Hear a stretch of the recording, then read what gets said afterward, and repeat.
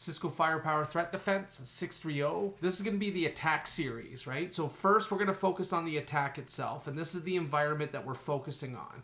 Okay, you can see some external hosts, right? We got Evil 2, right? The jumper box that we'll connect to be able to move around some of these assets.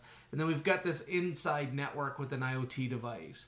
So we're going to compromise a specific user, their CFO that happens to also be an IT administrator. And once we compromise that asset or individual, we're going to try to move laterally within the organization.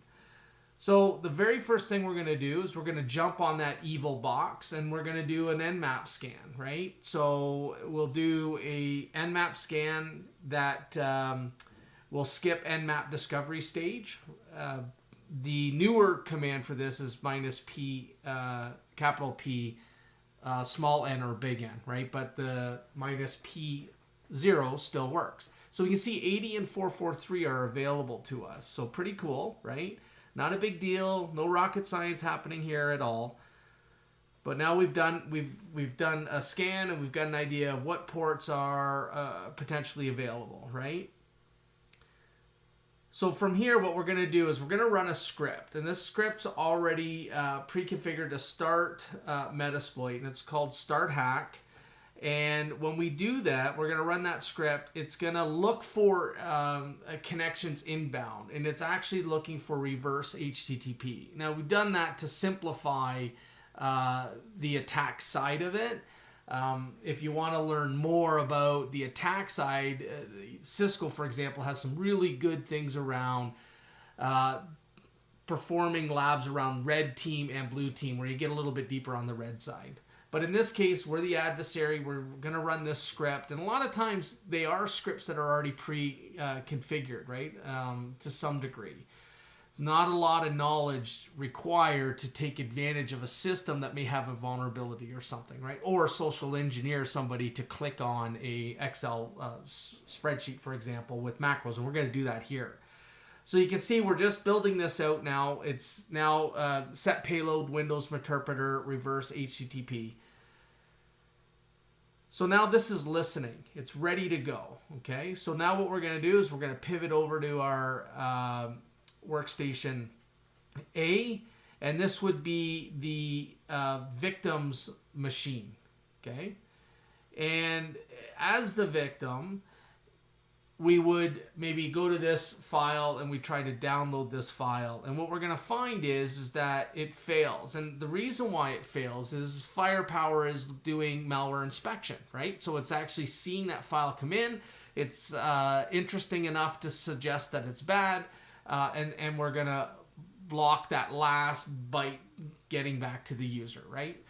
So that's why you see it failed. And if you try to open it, it's not going to do anything, right? Next, we'll go over to this Opportunity XLS. And this is going to be more in line with a 0-day. Now, there's still things that we can do. We can send this in the sandbox. We can see that macros are enabled. But there might be something that takes place, right? This is an HTTP connection. So when that happens, you're going to download it to throw it in the sandbox. You can't just hold that last byte forever, right? And the sandbox is going to take a few minutes to detonate, look at the behaviors, and then finally come out with the disposition. And then you got to update your platforms to let you know about that, right?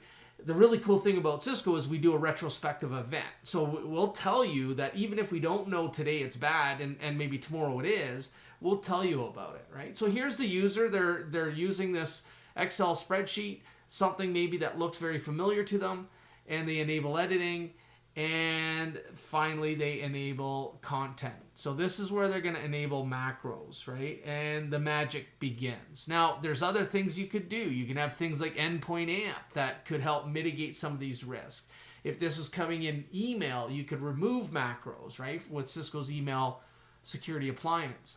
In this case, we want to showcase that the victim is compromised. So we can see interpreter session 1 opened. We can see the IP address to what is Firepower Threat Defense padded IP from the individual inside.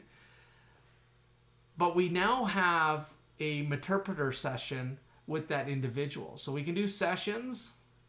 This is a typo here. Now you might say to yourself, I'd never click macros, right? Or I'd never click or enable macros, but a lot of users still use them, right? And they are conditioned to enable them. So it happens, right? It's still an easy way to get your victim to open up, right? Or allow access to their asset or compromise them because they're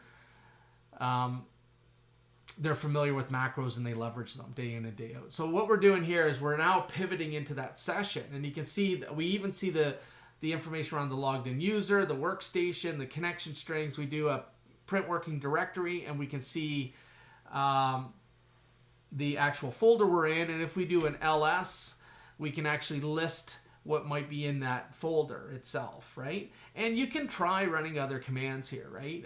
Like who am I? Well, it didn't work, right? But the good thing with Interpreter, you can run help, and help is going to provide you some insight into what you might be able to do.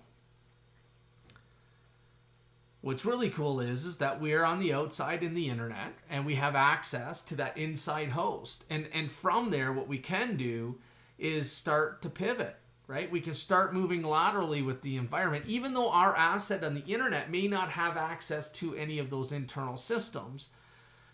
We certainly can. So see here, we can get system to elevate your privilege, right? You record mic, webcam, chat, right? There's all kinds of things that you could do. So maybe the next thing we'll do is we will, I think we'll background this session. And what we'll want to do is add a route to the environment. Now there's other stuff that you may have done, right? You may have done some additional recon. In this case, you know, we're not showing every single step, but you may have done some recon from this asset. You may have determined some other information, another network. Once you do that, what we've done here is we're injecting a route so we can route using that workstation A. So this workstation, you know, kind of with the red circle and the arrows coming from it. And we're going to add that route. So now when we want to get to those other networks, specifically the IoT environment, we have a route to it. So from here, what we've done is we've added that route. And from here, now what we could do is we can start to pivot. Again, we may have done some other reconnaissance, right, to determine what networks might be available in the environment, and then we might do a scan in the environment itself.